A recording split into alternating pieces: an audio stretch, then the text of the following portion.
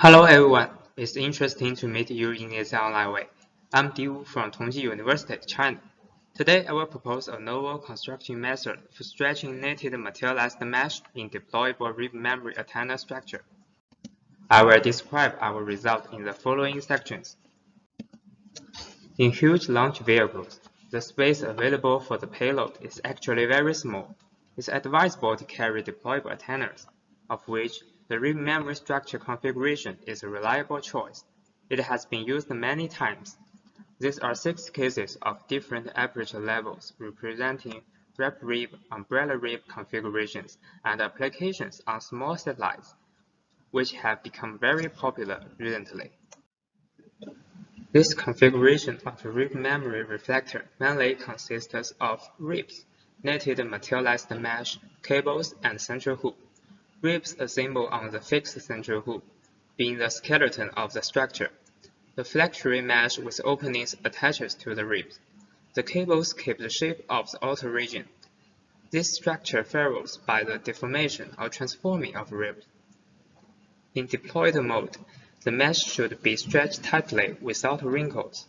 The mesh surface must be close to the design paraboloid to obtain enough gain.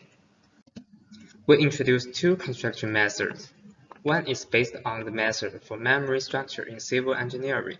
This method can be divided into 3 steps, that is, cut, tension, and fix the mesh between each 2 ribs, piece by piece.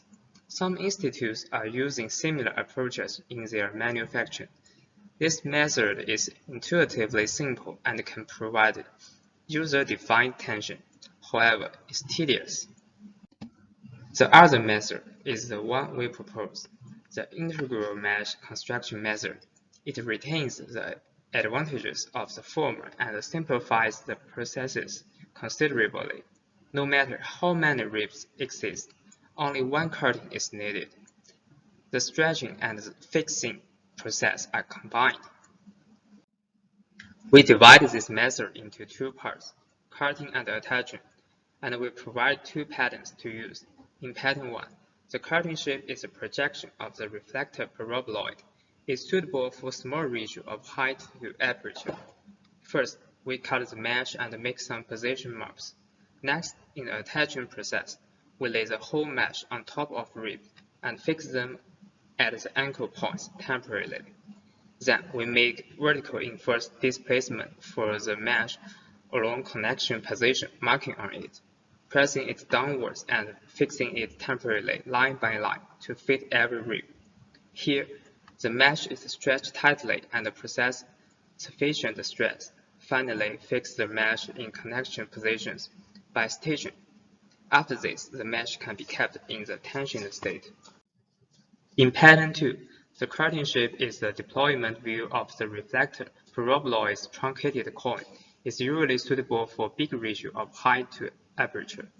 Compared with pattern 1, pattern 2 just has one more process, splicing the 2 ends of the coin deployment plane to form the coin surface, and then do the attaching process like pattern 1. Then let's evaluate the feasibility of this method. There are 3 indicators of the mesh reflector. The key is the surface accuracy, which is quantified by RMS error. 1/30 of the wavelength is a good limit. At the same time, we should also pay attention to the mesh stress and the operability. We calculated the accuracy of the completed mesh with different aperture and number of ribs. The mesh by pattern 2 has higher accuracy and lower stress than pattern 1. Both patterns can be used conditionally. Pattern 1 is simpler while pattern 2 is better in performance. For further verifying IMCM, we made a 0.5 meter 16 rib prototype by pattern 1.